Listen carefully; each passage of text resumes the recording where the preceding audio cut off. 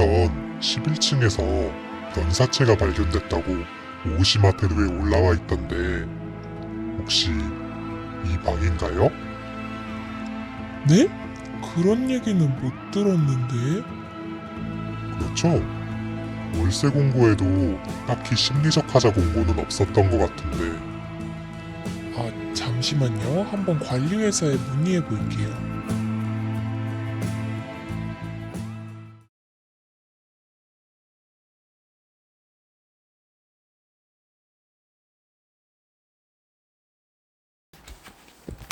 もしされてたとかそういうこともそうですよね。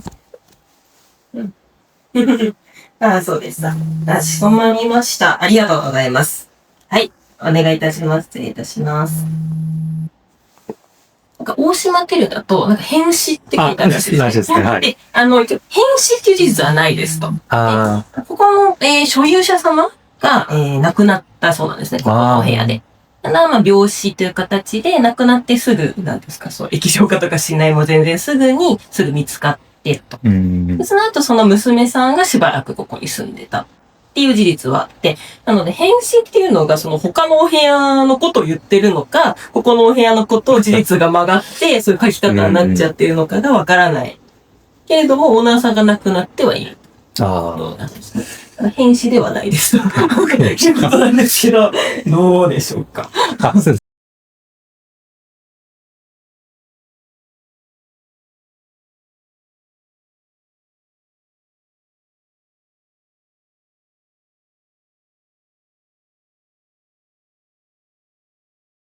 여러분 안녕하세요. 도쿄 뾰입니다. 할로윈을 맞이해서 특집 영상을 만들어 봤는데 어떠셨나요? 앞서 나온 무시무시한 이야기는 저희의 실제 경험담입니다. 실제로 오늘 소개해드릴 사이트에서 사고 물건으로 등록되어 있었던 멘션이었는데요. 결론부터 말씀드리자면 등록되어 있던 사고 물건에서 살았습니다. 근데 솔직히 말씀을 드리면 이게 과연 정말 찐 사고 물건인가 라고 생각이 드는 곳이긴 한데 원래 주인분이 거기서 돌아가셨다고 해요. 그 집에서.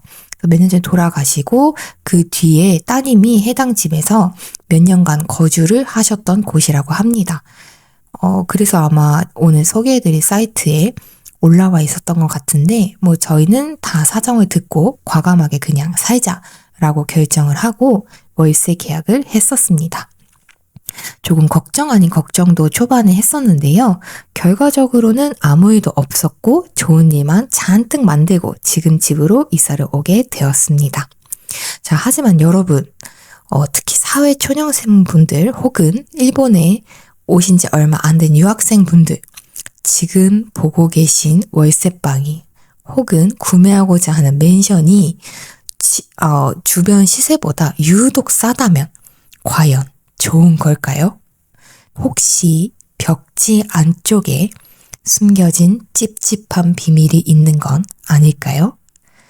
일본에서는 거주자가 모종의 이유로 사망한 물건을 지코부켄이라고 말합니다. 그리고 이 사고 물건 정보를 일본 전역에 공개하는 한 웹사이트가 있는데 그게 오늘 소개해드릴 오시마테루라는 웹사이트입니다. 일본에서는요, 부동산 괴담 지도로도 불리고 있어요. 자, 그러면 이 오시마테루란 게 도대체 무엇이냐? 일본의 사고 물건을 알려주는 무료 웹사이트입니다. 오시마테루의 이 불꽃이 보이시죠? 이 불꽃이요, 한 개당 1사건이라고 생각을 하시면 돼요. 그리고 이 불꽃이 있는 곳이 실제로 사건, 사고가 일어난 위치고 이 불을 누르시면 오른쪽과 같이 이유와 함께 언제 신고가 들어갔는지, 공개가 되었는지 이유가 설명되어 있습니다. 이 사이트의 사용 방법은요, 영상 중간에 직접 제가 또 소개해 드리도록 하겠습니다. 그래서요, 이 웹사이트는요, 주민이 비극적으로 사망한 모든 사고 물건의 주소와 호실, 심지어 사망 원인까지도 이 빨간 불꽃 아이콘으로 표시해서 상세하게 공개를 하고 있는 사이트예요. 그래서 이런 이런 미친 사이트를 도대체 누가 만들었냐 하면은 여기 이 사진의 주인공이신 오오시마 마나부라는 분이 오오시마 테루의 사이트를 만든 장본인이신데요. 이 오오시마 마나부 씨 집안은요, 할머니 때부터 대대로 부동산 관련 사업을 해왔다고 합니다. 그리고 오오시마 마나부 씨 본인 역시 한때는 부동산 투자를 했지만, 중간에 사고 물건에 대한 정보가 너무 부족하다라는 현실을 깨달으셨다고 해요. 그래서 정보가 없어? 내가 만들어보지 뭐 라는 사명감으로 2005년에 오오시마 테루가 탄생하게 됩니다. 사실은요, 이 오오시마 마나부 씨 도쿄 대학교 졸업에 미국 콜롬비아 대학원에서 유학까지 마친 엄청난 초엘리트라고 합니다. 여튼 여담으로 오오시마 테루 탄생을 가볍게 설명을 해드려 봤습니다. 아이러니하게도 현재 오오시마 씨 본인은요, 컴퓨터 사용에 능숙하지 않아서 주로 미디어 출연이나 홍보 활동을 통해서 사이트를 알리는 역할을 맡고 계시다고 합니다. 그리고 오오시마 테루는 이런 게 좋아요 라는 코너인데요. 먼저 오오시마 테루 같은 경우는요, 접근하기 어려운 정보를 제공하는 사이트입니다. 이 사고 물건만 모아놓은 사이트 듣기만 해도 정말 신선하지 않나요? 그래서 이 접근하기 어려운 정보를 주소를 입력하는 것만으로도 주변의 위험 요소 그리고 대략적인 치안 확인이 가능하다는 이점이 있습니다. 그리고 정보의 범위인데요. 처음에는요, 이 오오시마 테루가 도쿄 23구만 아마 정보를 제공했다고 했던 것 같아요. 근데 이제 이게 점점 정보도 많아지고 웹사이트가 커지다 보니까 일본 전국으로 범위가 늘어나고 그 다음에는 일부 해외 사고 물건까지 확인해 볼 수 있는 사이트가 되었습니다. 그리고 가장 중요한 유료 아니죠. 무료로 공짜로 이 웹사이트에 있는 시스템을 전부 사용할 수 있다는 겁니다. 그리고요, 이게요, 나름 신뢰성 있는 정보가 기재되어 있습니다. 이 수많은 사고 물건의 정보를 도대체 어떻게 수집하는지 궁금하실 텐데요. 처음에는요, 오오시마 테루 운영진들이 직접 정보를 하나하나 모았다고 합니다. 근데 역시 그 방법에는 한계가 있죠. 그래서 2005년에 설립된 이후로 2011년부터 사용자 제보 시스템이란 거를 도입하게 됩니다. 근데 사용자 제보만 하면은 이게 일반인들이 이제 뭐 게시글 같은 걸 올리면은 이제 그거를 하나씩 등록을 하는 시스템인데요. 이렇게만 하면 누가 장난으로 뭐 이타즈라 같은 장난성 정보를 올릴 수도 있잖아요. 그래서 오오시마 테루는 공개 정보를 활용하는 방법도 채택하고 있었습니다. 사용자 제보 시스템은요, 전국구의 제보 시스템이기 때문에 정보 모집이 굉장히 빠르고 꽤나 최신 정보들도 많이 반영이 잘 되어 있다는 장점이 있고요.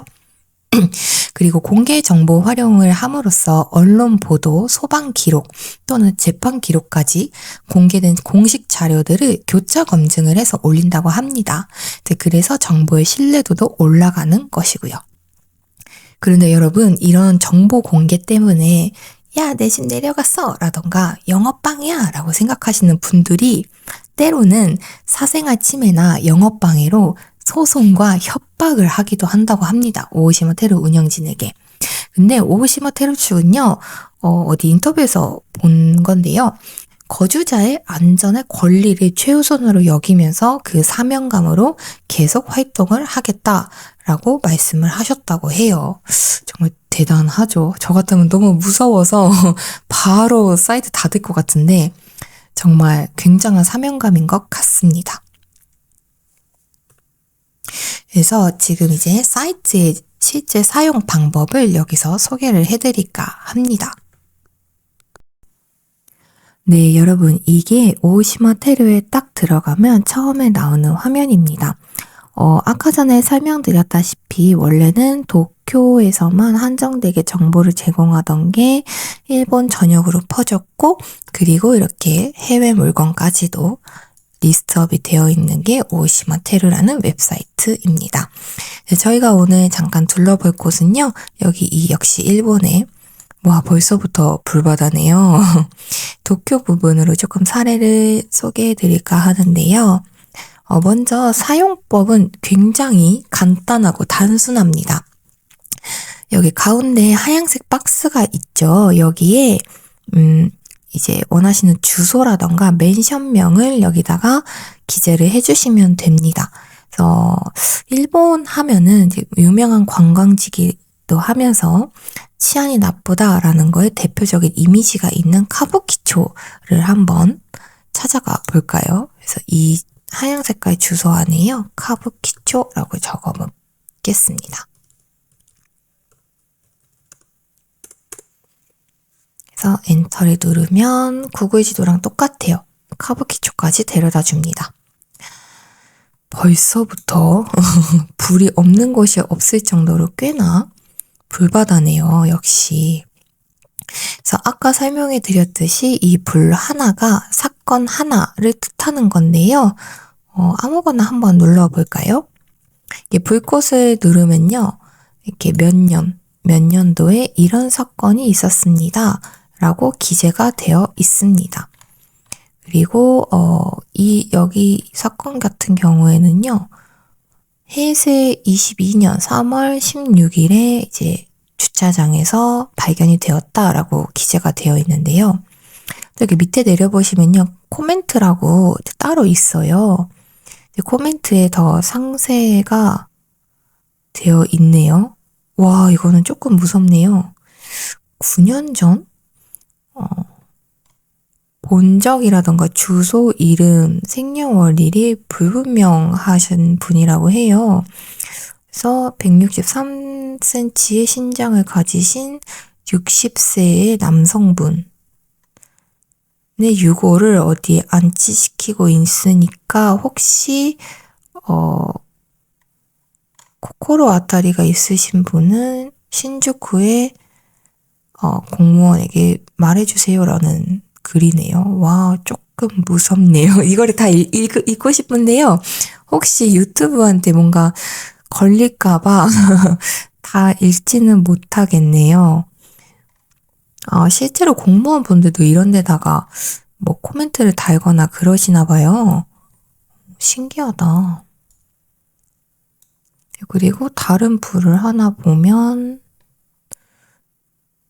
와, 이거는 옥상에서 떨어지셨다라는 내용이네요. 와, 조금 섬뜩하네요. 역시 보면은. 그렇구나. 이런 식으로 신주쿠를 보면요. 이렇게 굉장히 이 에리어가 엄청나게 불바다인 걸 확인할 수가 있습니다. 여러분이 생각하시기에 사람 살면서 뭐 여태까지 이 정도의 사건, 사고 내 옆에, 앞뒤, 양옆에서 다 있을 수 있는 거 아니야? 라고 생각을 하시는데요.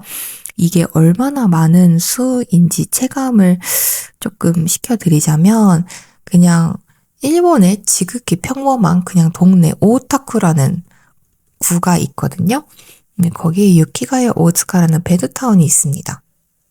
가야 역 기준으로 볼게요. 아이고.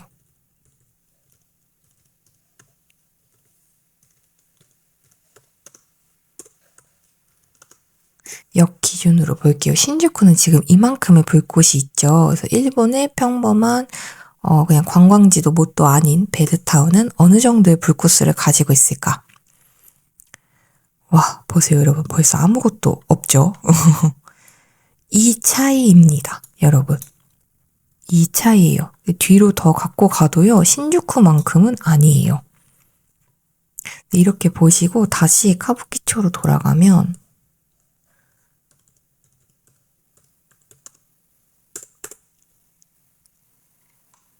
보이시나요? 이 비교군이 굉장히 불꽃이 많은 걸 체감할 수가 있죠. 근데 사실요, 오시마 테루에 나와 있는 것도 100% 전부 다 정확한 정보는 아닙니다. 여기 나와 있는 불꽃의 개수 중에는 허위로 기재한 것도 분명 있을 거고, 잘못 올라와져 있다거나 잘못 등록이 되어 있는 곳도 분명히 있을 수 있습니다만, 전체적인 이제 불꽃의 수라던가 대략적인 치안 파악을 위해서는 유용한 사이트임에 틀림이 없다라고 생각을 합니다. 네, 뭐 사용법이라고 말하는 것도 조금 모호한데요. 굉장히 단순한 쓰기 쉬운 사용법이기 때문에 제가 더보기란에 오시마 테루의 URL을 올려놓을 테니 나중에 한번 보시는 것도 좋으실 것 같습니다. 자, 여러분, 그렇다면 한국이나 일본에서 집을 사고 팔 때 왜 이런 비극적인 사건이 부동산 가격에 그렇게 영향을 미치는 걸까요? 바로 그거는 심리적 하자라는 법률적 개념이 있기 때문입니다. 일본어로 심리적 하자는요, 신니테키 카시라고 불리고요. 이 심리적 하자에 대해서 조금 설명을 해드리겠습니다. 여러분, 하자는요, 물건에 결함이 있다라는 뜻이죠. 그래서 심리적 하자라는 거는요, 부동산 자체에 물리적 결함은 없지만 과거 이 집에서 발생했던 사건이나 주변 환경 때문에 거주자가 심리적 거부감을 느끼거나 안전의 위험을 느낄 수 있는 요인을 뜻합니다. 심리적 하자에 해당되는 주요 카테고리는 크게 3개가 있는데요. 첫 번째는 비극적인 사건. 예를 들어서 집안에서 발생한 비극적인 사건들을 이제 말하는 카테고리가 되는 겁니다. 오시마 테루가 다루는 사고 물건의 핵심에 해당되는 게 이 카테고리고요. 그 다음이 혐오시설 인근, 화장장이라던가 쓰레기 소각장, 그리고 정신병원 등 혐오감을 주거나 깊이 드는 시설이 가까이 위치한 경우, 그리고 사회적 사건, 이거는 조금 더 범위가 넓은데요. 인근 지역에서 대규모 범죄 사건이 발생해서 심각한 불안감을 조성하는 경우도 넓은 의미에서는 심리적 하자에 포함될 수 있다라고 보고 있습니다. 그래서 여러분, 이런 심리적 하자가 의심이 되거나 있다라고 판단이 되면요, 고지의 의무가 있다라는 뜻이거든요. 여기서 이 고지의 의무가 무엇이느냐?